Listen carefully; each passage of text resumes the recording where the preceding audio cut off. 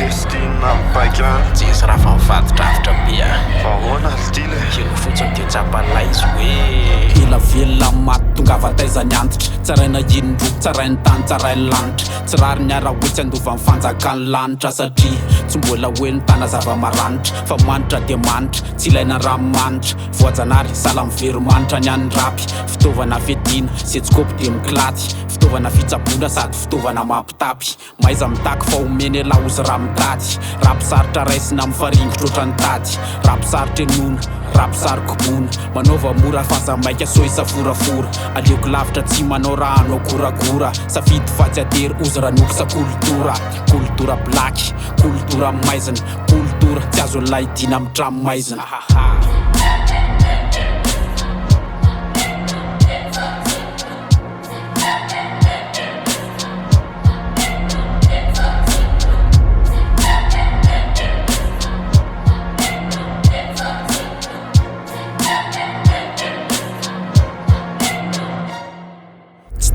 tsy maika manitsaka mitsatsaika ny ady toalà mila voatefy mila voasaitra fa raha mipaika ny ora fifoazana zay natory ohatrany hoe sady tsy niompony tsy nanjona ny tsy namboly nefa mioty satria ny sekondra ray efa voakoty tare marika folo am'zaty ny kody sotsikopy manao aferana ritsoka manao afera maditsoka manao afera milay afaza maikamaika ny anitsoka fa ny zava-doza vitako tsy voarara amin'ny fanjakana fa ki hoe teo masoko zay hoe fezan-dalàna amin'ny fe azy fa tsady anondrana rapigasy feo oetony aondrana fa tsy andramena sipasy tsara ho vatalahy eno tsara ralahy hoe na misy na tsy isy piany rapitserana-pa voalohany tonga dia fotompitory zay mety holohany faharoany atraiza dia mety ho aiza ary ny toyany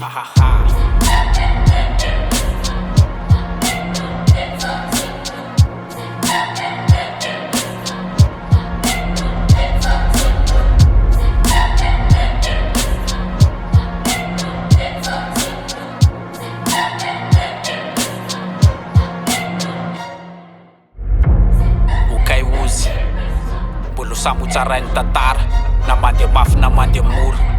na mavoafena goragora am'le kultura